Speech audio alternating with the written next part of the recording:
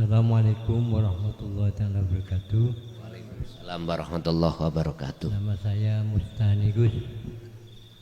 Setelah saya mendengar tadi dawuh Gus bahwa tidak ada seorang pun yang bisa mengalahkan setan dan iblis kecuali Allah. Allah karena yang menciptakan. Selanjutnya Gus, salah satu ayat Allah berfirman, Innallaha la yughayyiru ma biqaumin hatta yughayyiru ma bi anfusihim.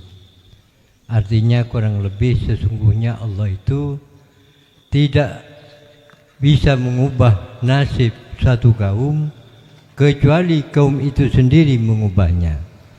Pertanyaan saya Gus, apa hubungannya ayat tersebut kalau dikaitkan dengan ketetapan Allah sewaktu manusia masih ada di alam arwah yang tercatat di Lauh Mahfuz? Terima kasih Gus. Assalamualaikum warahmatullahi wabarakatuh. Waalaikumsalam warahmatullahi wabarakatuh. Itulah berlakunya antara hukum syariat dan hukum hakikat. Hukum syariat mengatakan manusia itu laksana perbendaraan Allah. Artinya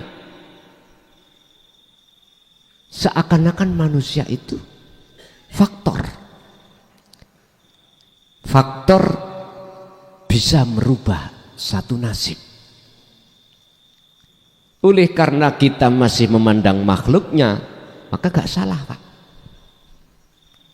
Allah tidak akan merubah nasib sebuah kaum jikalau kaum itu tidak merubah sendiri.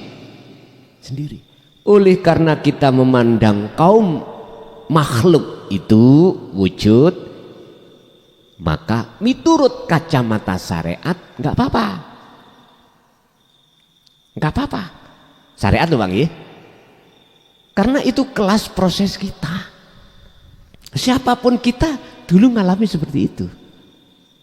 Akhirnya disitulah muncul sebab musabab mengapa kita harus ikhtiar, mengapa kita diwajibkan usaha. Al-amru bil ma'ruf wa tanha 'anil mungkar. Hukum wajib ini ketika saat jenengan kali kula diproses Allah di dalam zona syar'iyah. Wes satu. Terus yang kedua, bagaimana kalau kita melihat dari satu sisi pandangan kacamata hakikat beda. Dia sudah tidak memandang makhluknya tapi memandang alladzi subhanalladzi asra bi'abdih. Memandang siapa yang menggerakkan itu. Sehingga antara makhluk yang merubah seakan-akan, terus Allah yang merubah sebab karena dirubah oleh makhluk, dua ini dijadikan satu. Inilah Pak yang kumaksud suhudul wahda fil kasroh. Pandanglah tunggal di banyak. Berarti otomatis kita harus mengalami proses ahadiyah menuju ahad. Caranya berarti jenengan harus memandang hidup fakot, memandang subhanalladzi yang maha suci fakot. Hanya itu baru niki mboten tabrakan. Kalau memandang satu sama yang lain pandangannya itu beda-beda, maka ini mesti tabrakan. Biar enggak tabrakan, ya nyun sewu, jenengan harus di tengah. Dohire sujud menyang watu Ka'bah, batine sujud nang Gusti Allah. Laksana kaki kanan dan kaki kiri berjalan sama-sama. Coba kalau jenengan berjalan kaki kanan tok ngeten. Piye? Namanya pincang ngeten. Min dan plus. Berhubung di situ ada penetralisir yang disebut komponen dalam ilmu elektro. Di dalam komponen macam-macam penghantarnya itu.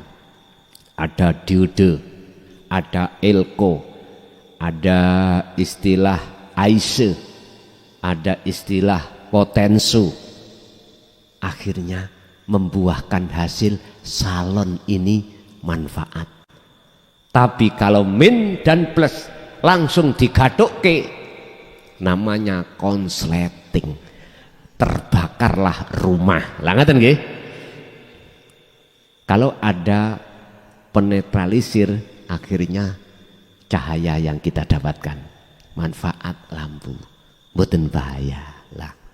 Laksana seperti itu. Jadi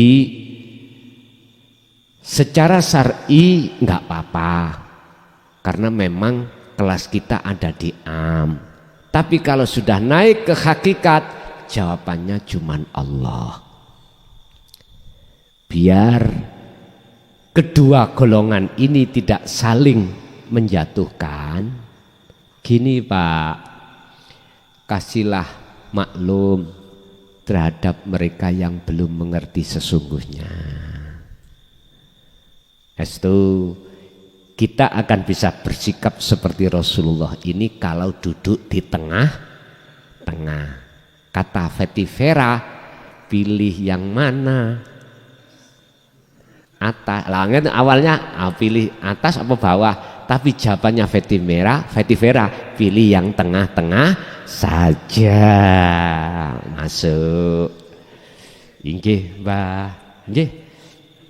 Mekaten. Tasik wonten Bapak.